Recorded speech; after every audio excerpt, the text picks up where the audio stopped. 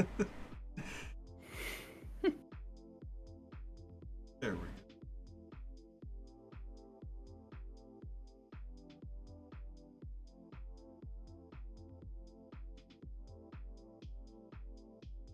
What is up and what is good, everyone? Today is the season finale of Drinking Jesus featuring Aphex Arcade and Bailey Lynn.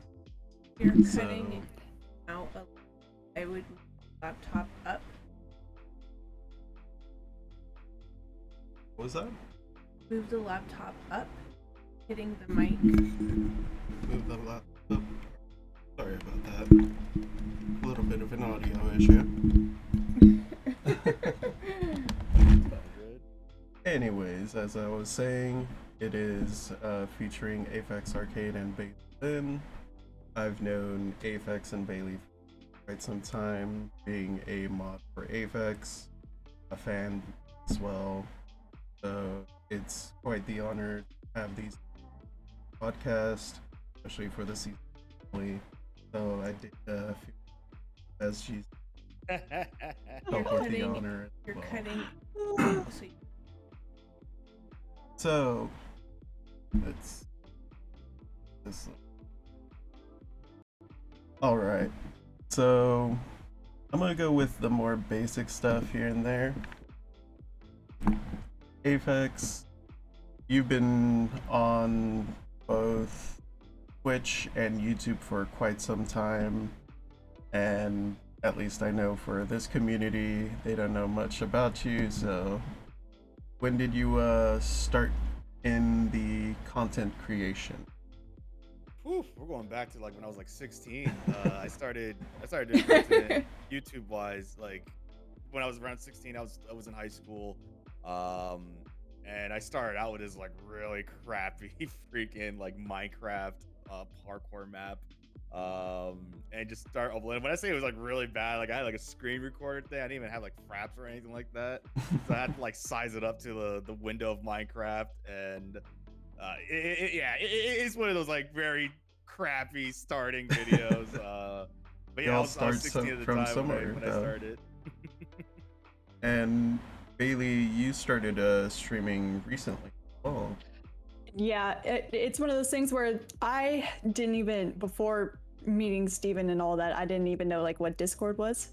So I've kind of just gotten wrapped into his world, and then I was like, you know what, this is pretty cool, I'll try it. And so I've done like a couple on his own channel, because I'm like, there's no need for me to have a channel, I don't have any equipment for it yet.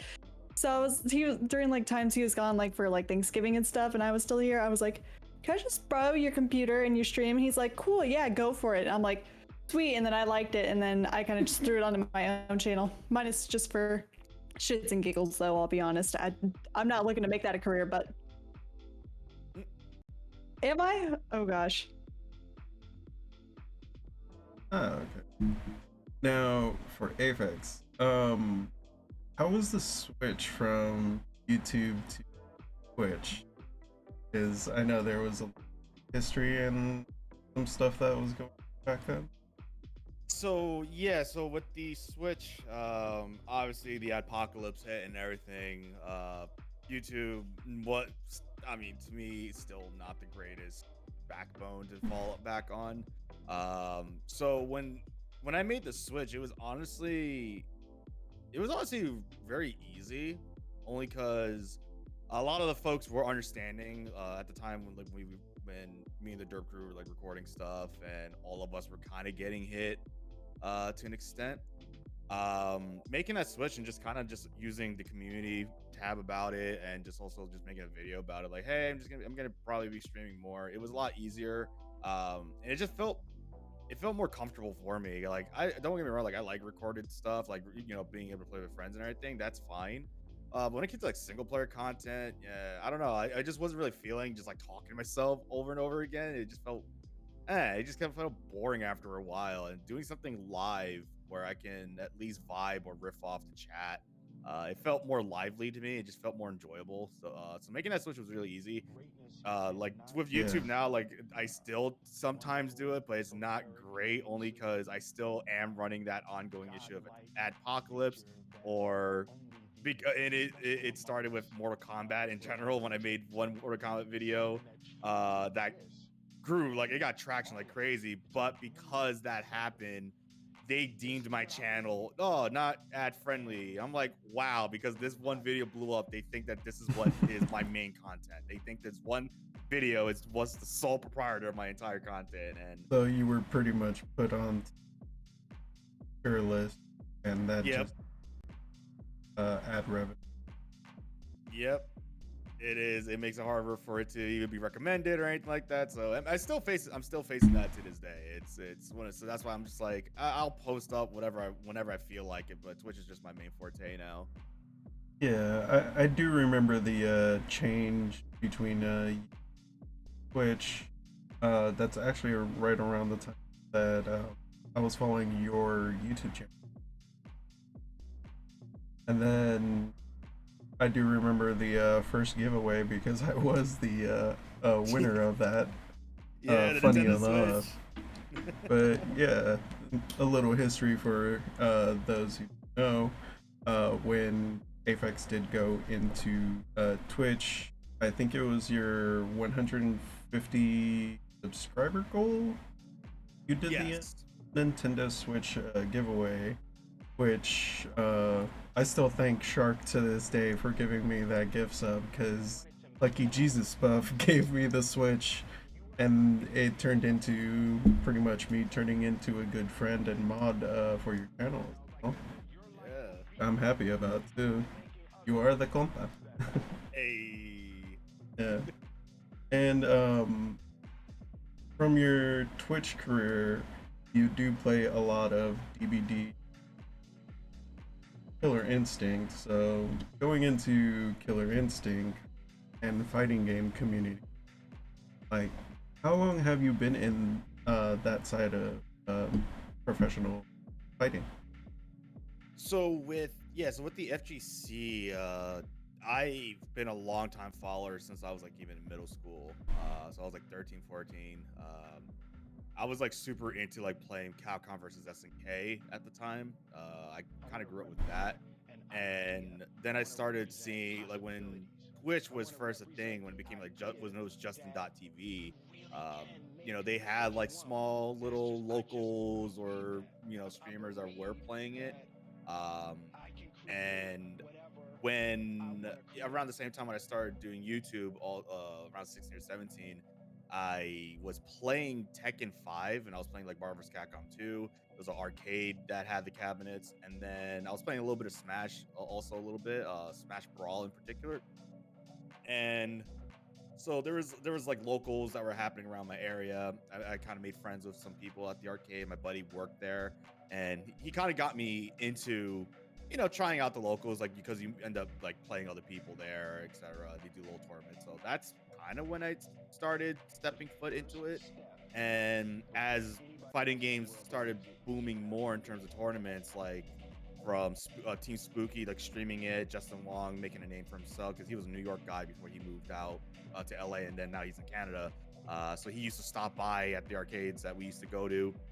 So I follow a lot of these folks that were in the scene now, who are like these big figures: NYC Fab, Justin Wong, Chris G, a lot of these guys. And so I start like around like when I was 16 or 17 is when I started really like taking that interest. I started actually when I got my permit and I got my car for the first time.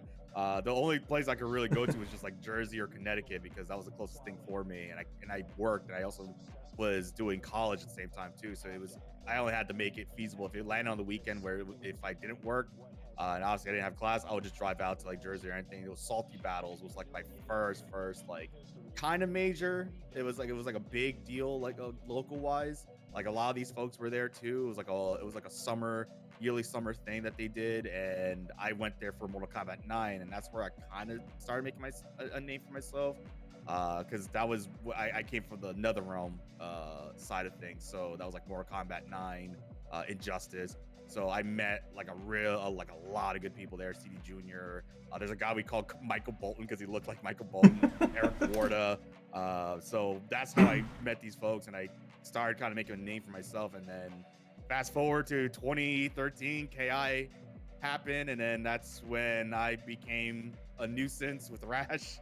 And yeah, almost 10 years later, just end up being one of the top players. I've been in the FGC for quite a while. I would say like 13 years at this point, and it's honestly just been also a life-changing experience too, because I to have a name for myself essentially as like that one particular Rash player, or just kind of also using my following just to help other players kind of step foot into learning fundamentals and all that stuff for fighting games, or helping them kind of get that feeling, because I also host tournaments, which is open to everybody. It's no skill cap or anything like that, and kind of just giving people that experience also how it is, so that if they feel that they're ready to make the big jump to like a major like CEO or Evo or Combo Breaker, well, now they have that experience of that tournament setting, so that they're a little bit more familiar, but also just helping out in general.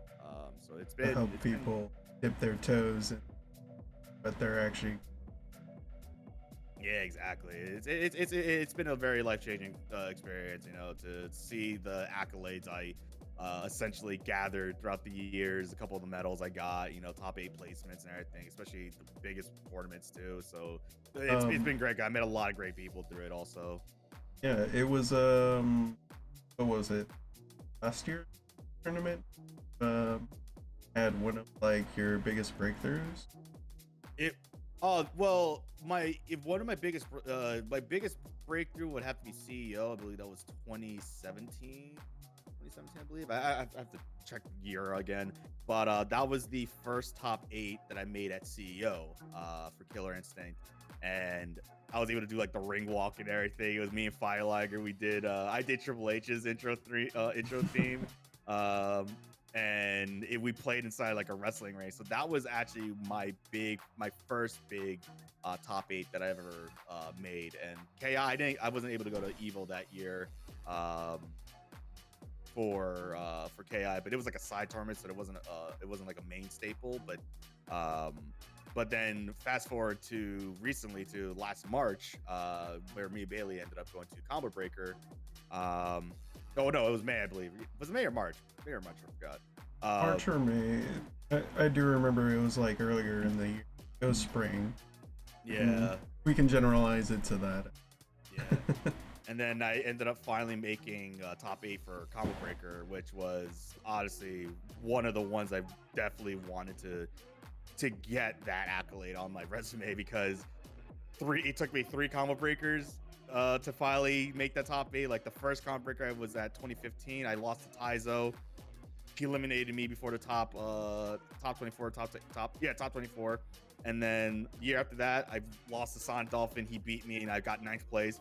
Then the year after that, 2018, which was the last one before COVID ended up happening, I got 9th place again. Latalis beat me and took me out before top 8. And so this time around, like now 2022, I finally get that top 8 spot, especially in the way that I managed to pull it off, like doing a reverse 3-0 and getting that spot. It was very meaningful to me, because it's something I've been wanting. I've been wanting to get that spot. I didn't even care about winning at that point. I just wanted to make a top 8 at Combo Breaker, because I was able to do your that little like small Cinderella story.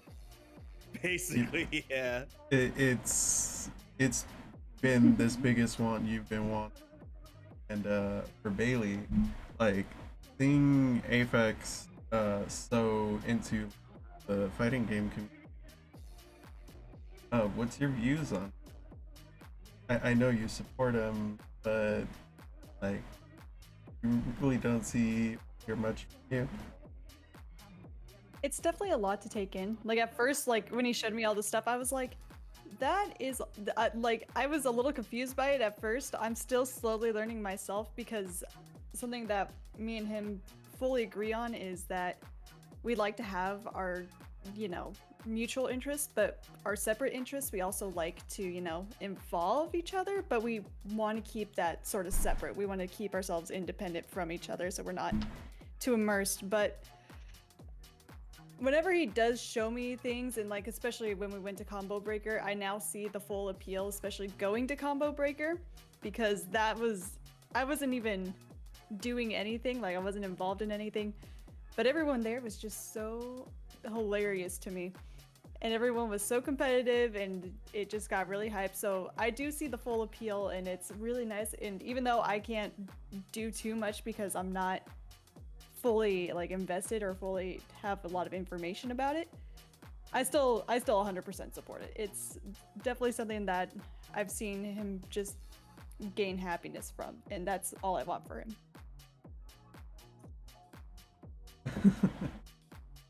Yeah.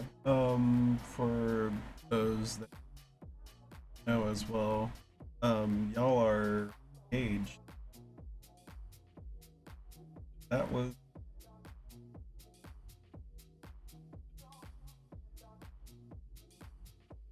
and I'm getting my timelines all mixed up. It's been a minute. Oh yeah. No, we got engaged December 2021, so it's coming up on a year of being engaged. Been quite a wild ride. Yeah. And your streams are quite a wild ride, Aphex. Oh yeah. Oh yeah. Try to Man. spruce it up a little bit, try to make them all interesting in some way. Yeah, your more interesting ones in the past were the Hump Day, Drunk Day episodes and everything. Oh boy. And, Yeah. but I wanted to touch on a different one because it's also a similar enjoyment, but the arcade. Every time you tap on your the desk, you really like making drinks and bar recipes. Yes, I do. Mixology was something that I started because of COVID, because there was literally nothing else to do. We couldn't go out or anything, and I ended up wanting just to turn something that was a negative before into something positive. I'm like, you know what? How can I incorporate gaming into mixology? How can I do that? So like Bailey got me a bar book and everything to kind of like study in my own time to learn like, what fuses with what mixes with what, and kind of give a general idea of what, like, how to make your blends, so that like, oh, if you're doing something with tequila, well, this is what goes well with tequila, and you kind of don't want to mix it with this because it kind of mess up the blend a little bit and the taste. So yeah, so the mixology is very fun, and it's funny because like nowadays, like I prefer, I have more fun making the drinks than I do drinking. Like Yeah. honestly, my drinking, I've curbed it way more now. But Yeah. like I just kind of enjoy making the drinks more, and just seeing what I could come up with, and just having some kind of theme behind it. Yeah, there's a very big difference between drinking a drink and then creating a drink. Like for myself, I did drink. Going into bartending, you do see the enjoyment and science in like finding right combination that will make someone be like, "Oh, that hits the spot." And just Yeah. having that, I made that person smile, is like the small reward that bartenders look for. Yeah. And then like you've made a couple drinks, you want to share at least like one or two of them? Yeah, I think the most actually there was the I did one recently for a couple of friends when we did a little house gathering. It was oh man, I'm trying to remember what it was. Oh, it's called the Death Crawler, I think it was. I forgot what those big giant monsters from Fallout were called. Death Reapers, Claw. Death Crawlers, I forgot what they're called. Death Claw. Death Claw, there you go. Yeah, I made something called the Death Claw, and it was essentially it's essentially a very boozy like orange juice. It was orange juice with, oh man, I am trying to remember how I made this thing. It was orange juice mixed with a little. Oh, it was with Red Bull, orange juice, And then I believe, yeah, it was Jägermeister as well. So it was essentially like a take on the Jaeger bomb, but it wasn't just like a shooter or anything. It was like a full like actual like cocktail. So it was a little bit of Jägermeister. It was like an ounce or ounce and a half of Jägermeister.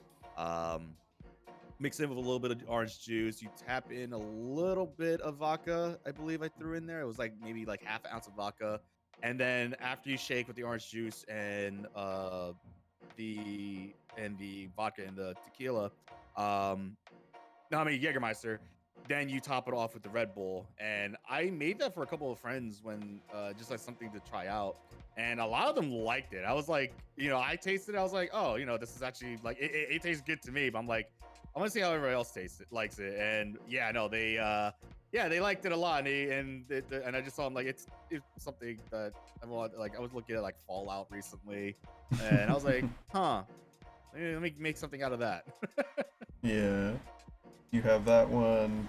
Your Feral Frenzy. I still gotta get the measurement a bit more tight, but that one is also really good that you make. Yeah, the Feral Frenzy. That's the Dead by Daylight inspired one, which is for the Legion. Yeah, that was. Let's see. That was. I'm trying to remember off the top of my head. 'Cause it's been quite a while since I made that particular drink. So it was. I believe it was amaretto, pineapple orange juice, and what else was it? It was. Oh man, I am drawing a blank on what it was. It was amaretto, orange juice. It did have a little bit of grenadine in it. I remember. Yes, that's for the that's how you layer it as the final. So it was amaretto, an ounce of amaretto, ounce of gin, an ounce of dark rum, an ounce of light rum, pineapple juice, just to give it that orangey light yellow look, and then you do grenadine as the topper so that it bleeds through the ice. Yeah. I haven't made that in a minute though. Yeah, and that's all the ingredients. I just pulled up your drink suggestions. I'm right at the recipe. Yeah. I forget that that's there. There's so many recipes that I just throw in there to just like eventually tell you is like, hey, you have a book in there. Have at it. Yeah, no, obviously, some folks in the community that be making some really, really good drinks. Freaking Snuffles, man. He has some great drinks in there. That last one he posted. With the cake, right? It's like, dude, he like shout out to Snuffles, but he makes some really freaking cool drinks that's in there. So does Fox. Like Fox also has some really good, because I know that Fox he does the fermenting also. Like he does infusions so that he can get. I've been recently messing around with infusions myself. Yeah, I need to start doing that too. Like that triple sec that I put a passion mango fruit tea cold tea infuser into. That came out so beautiful. I mixed it with a grapefruit vodka and orange juice, and it was so fucking smooth you couldn't taste the drink. Oh, like I really want to start learning how to do that, because there's like TikToks that pop up every now and then on my recommendation just randomly. Essentially, depending on how you do it, like if you're trying to do vanilla, you get vanilla bean and just make vanilla extract. Normally, I always wonder, like, do you have to let it sit 24 hours, or do you have to let it sit for like a week and then you strain it? Like, I see some folks who do like overnight and then like. It all depends on how you want the flavor. Like, I let the infuser stay in there for like a whole week because I was like, I want mango passion fruit alcohol. Yeah. But if you're trying to go for something more lighter, you can go, at least I've seen it, at least 3 hours if you want like a solid flavor in the alcohol. Strain it.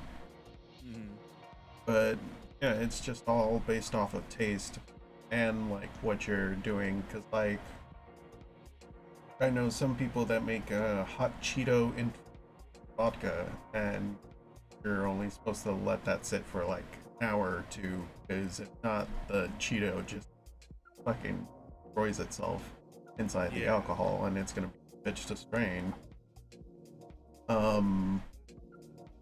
If it's like candy, that just pretty much it. Let it dissolve into the alcohol. Teas, again, that's based off of flavor, taste. Lighter teas want to put into your alcohol for much longer. You forgot to talk about drinks today, apparently. It's all good. Yeah, because like that's one thing I've been wanting to learn how to do. Like, I get like random like TikToks every now and then that like that show like bar tools and everything. So that's like another thing that I want to like start collecting. Like, there's like this really cool freaking like ice maker one that, well, not like ice maker, but like if you have like those big giant square blocks of ice that you can carve. This one has like a mechanism that you can just put it in there and it'll shape it's like a diamond or a sphere for ice like, press. for like gin glasses. So I'm like, damn, I really want those. Those are really nice. The clear ice ball maker is also a really good one. The one that I want to get is it's expensive as hell, but it solidifies the ice to like super cold levels into like pre-molded cups. So you have pretty much a literal frozen cup to drink your drink, and it usually lasts about like 3 hours for like winter. Oh wow. Yeah. Because it's like it drops it down to like a 0, -1, somewhere around there. That way they're freaking cold. There's another drink I wanted to share with you because I know Bailey likes spicy. Where was it? Yes. I got mason jars recently, and he's like, "I'm gonna steal a couple of those. I'm gonna do little mini infusions." I'm like, "You go for it." Yeah. That's a good way to test it out. Actually, mason jars is the best go-to. But I've heard, yeah. Atomic Hell. It was 2 ounces of Fireball with 4 ounces of Flaming Hot Mountain Dew. How is that Flaming Hot Mountain Dew? Like, is that any good or what? Because honestly, it's just like if what you would expect if it was a cinnamon soda. That's it.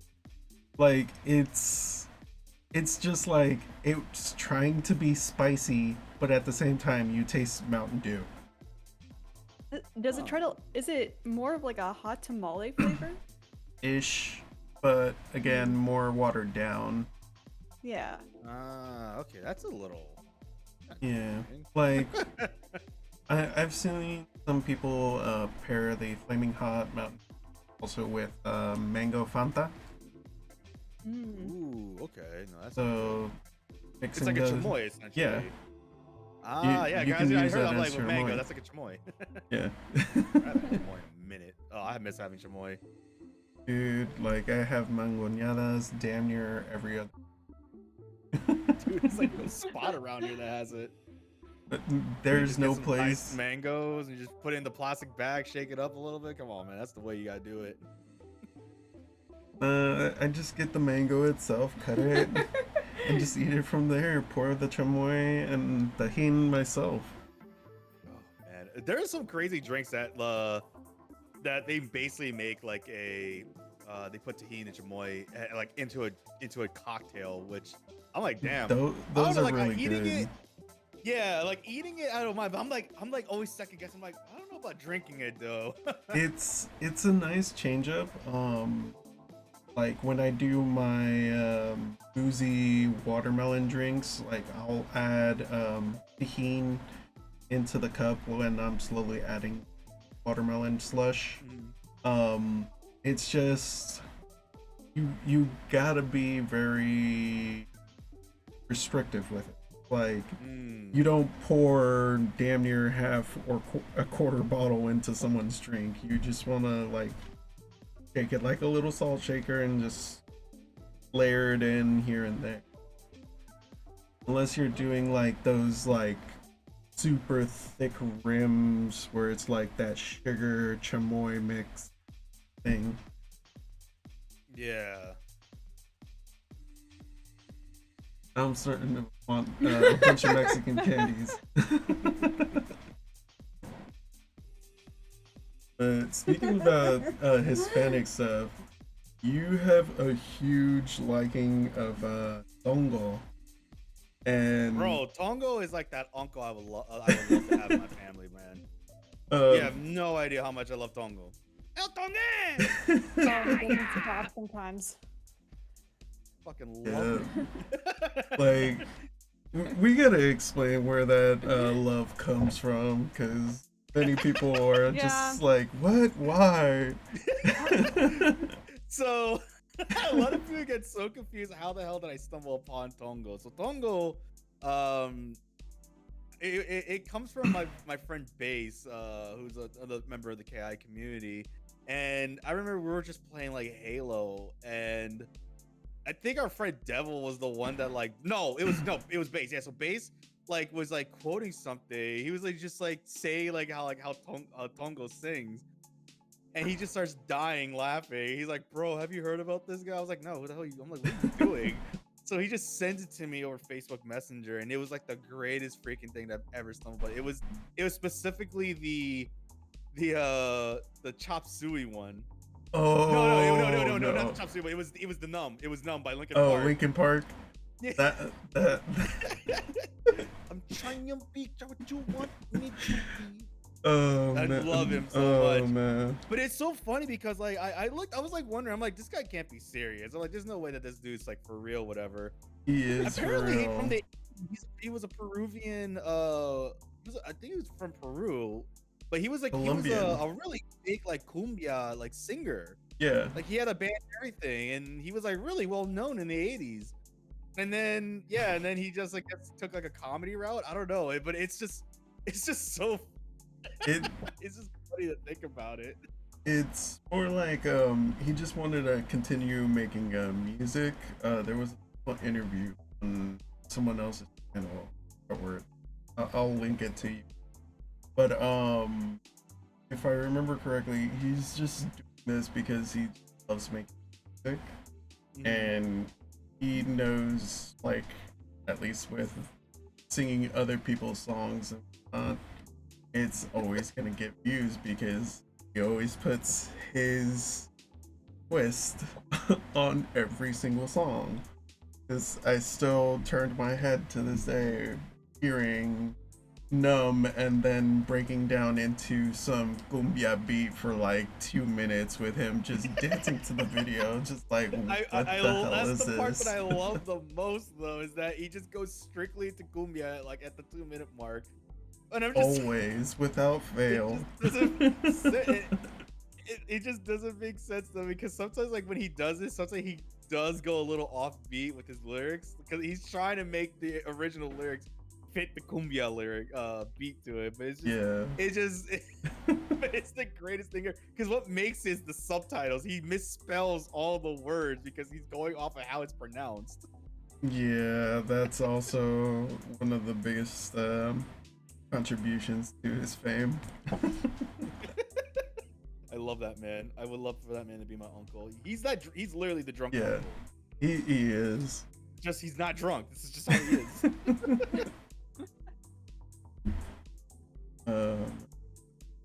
And Bailey, you and otters.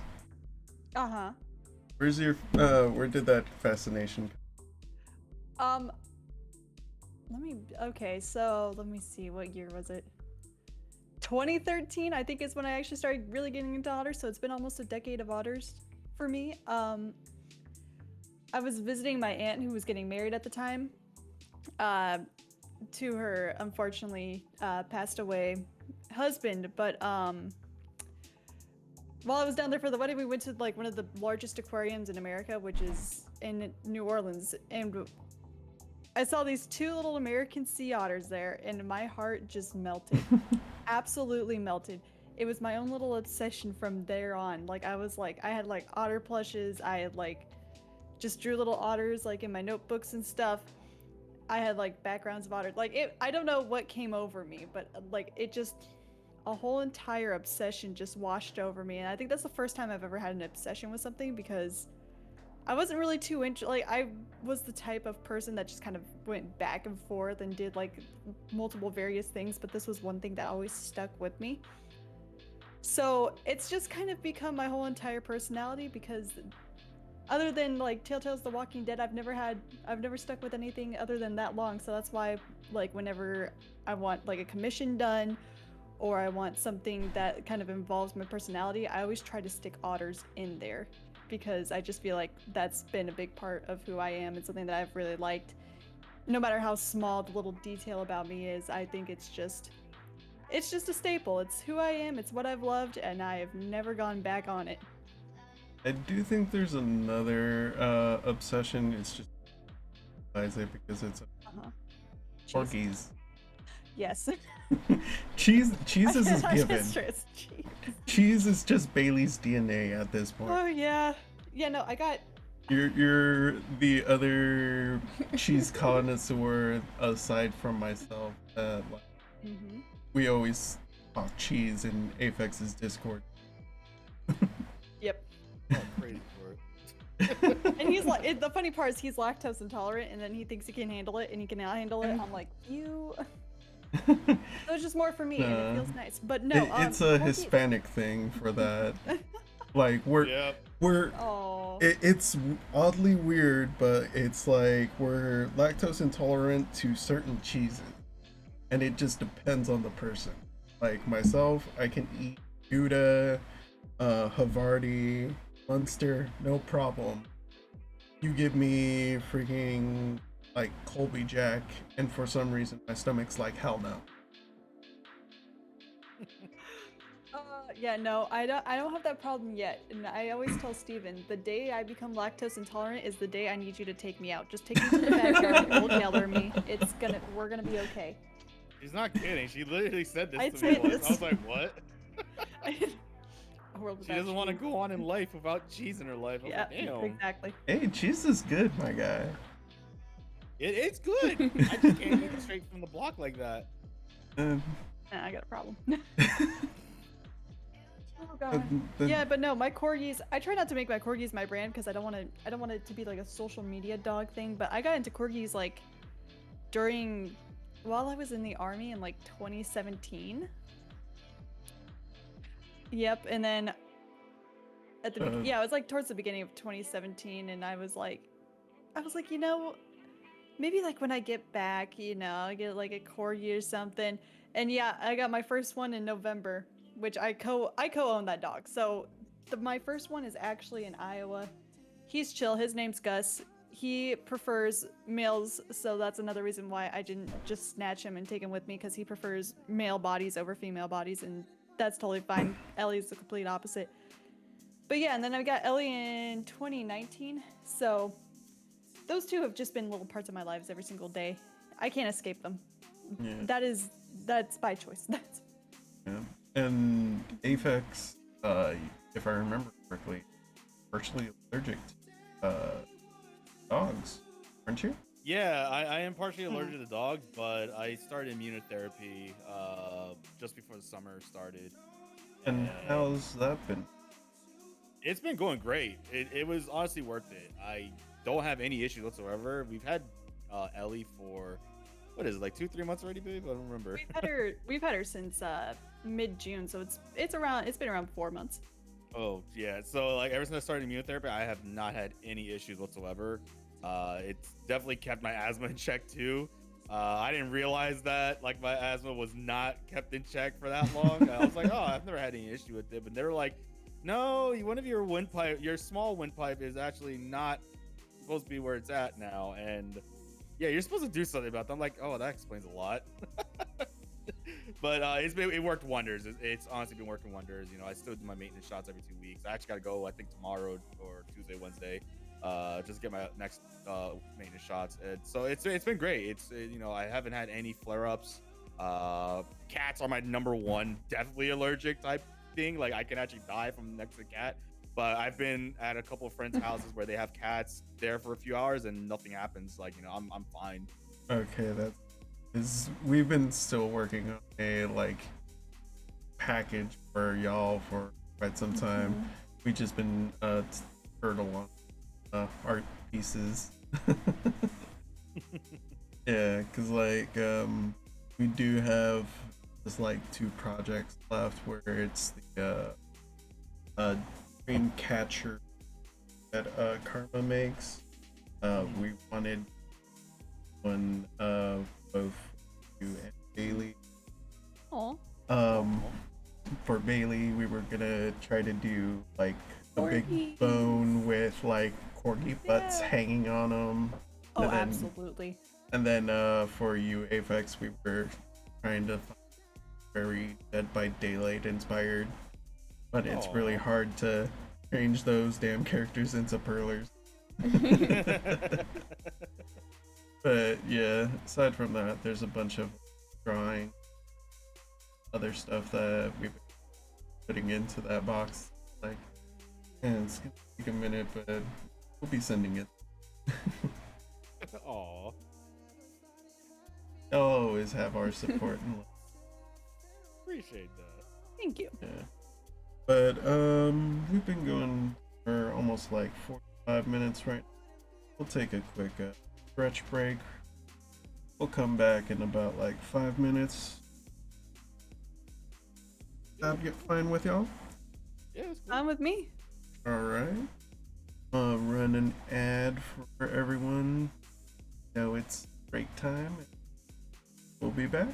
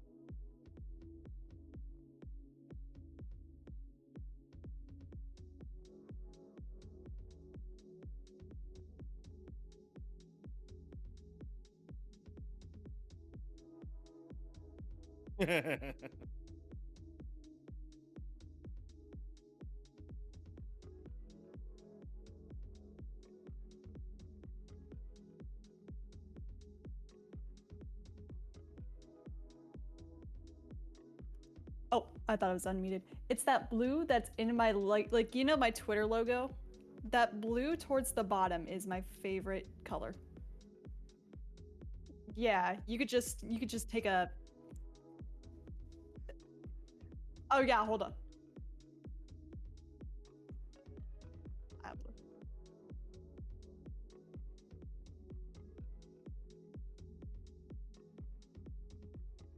Oh.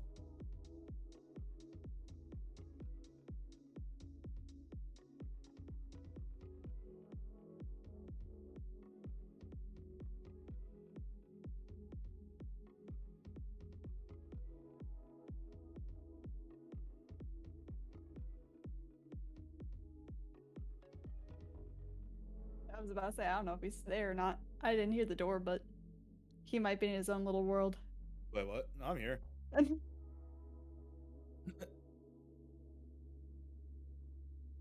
My fault.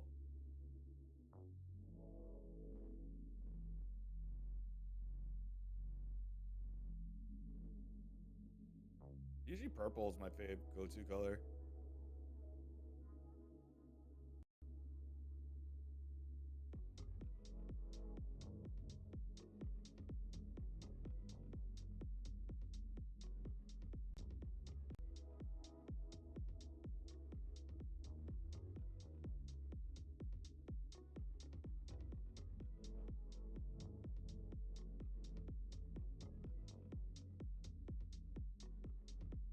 Yeah. Yep.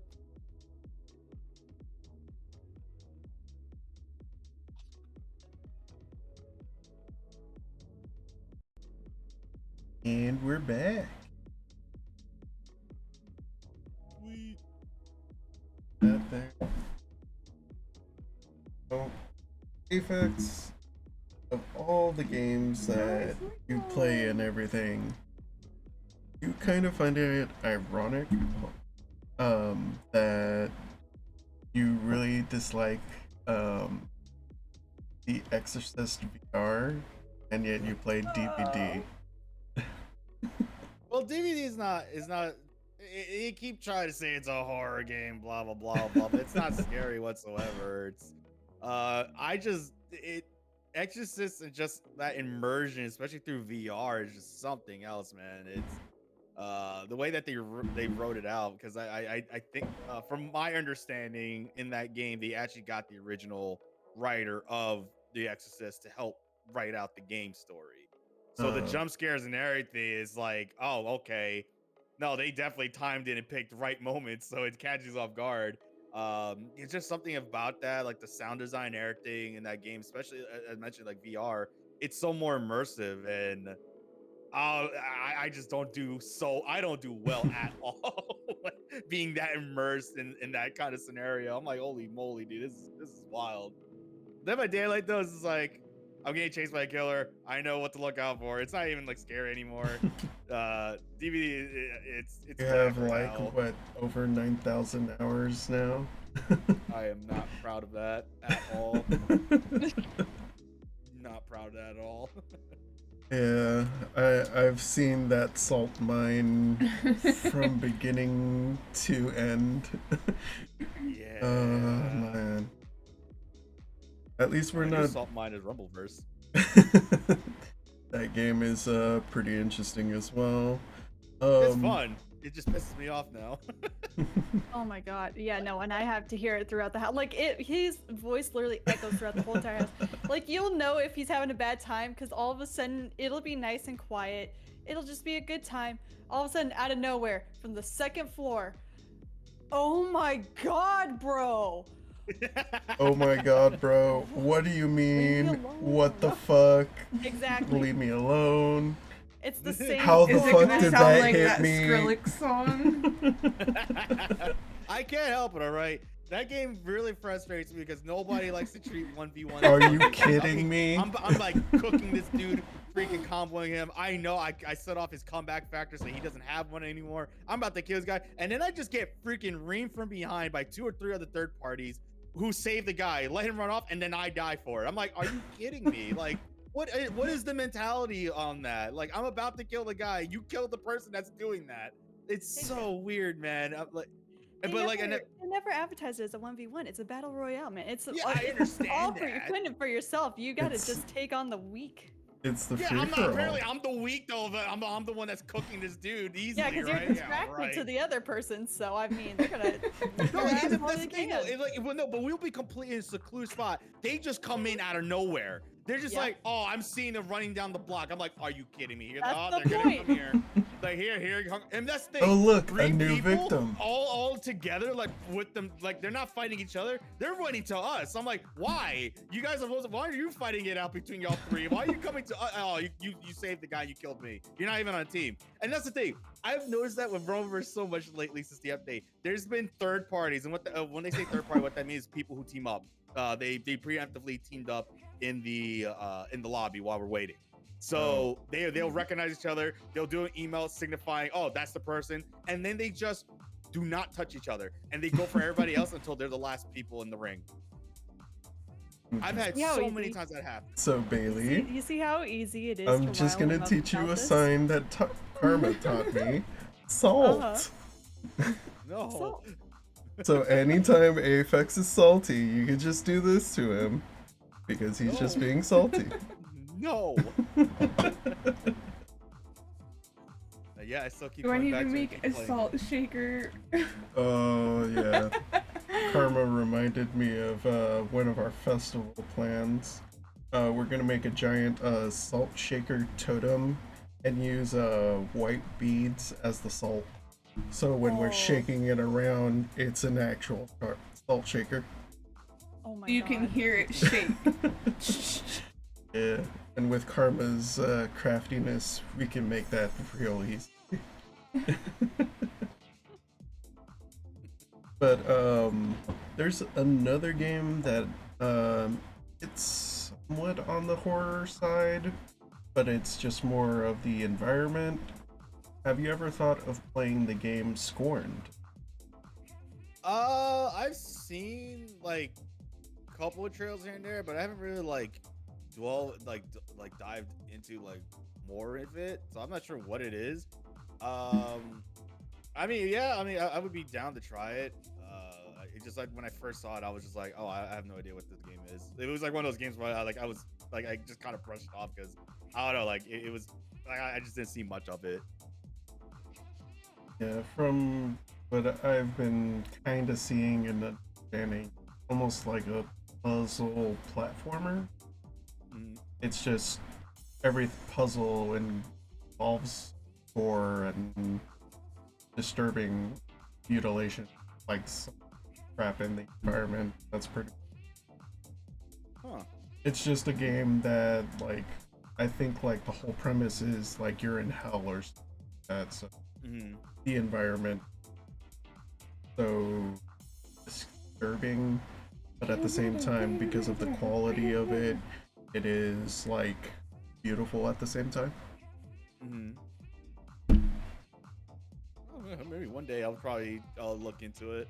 Yeah, it's like if you're a fan of Junji Ito work or somewhere in that like genre and headspace, you'll pretty game.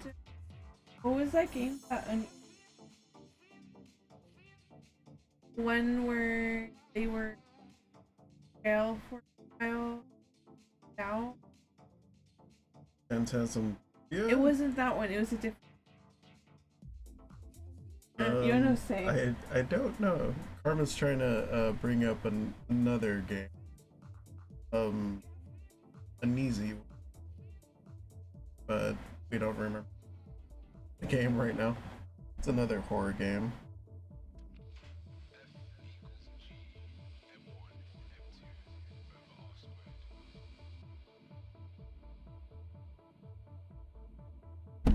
So here I do think wrapping up, starting to wrap subject in there. No worries. But again, thank you so much to both you for being on the podcast today. It's been being odds and a good friend, and thank you so much for being here episode, and thank you as well, Bailey. We've been both will be both guys' links in my chat as commands to be promoting y'all pretty throughout the time that we have all the stuff and everything. Your vibes to both of you. An honor. You're having you cutting on out the, like episode. major. What's You're going on? cutting out like.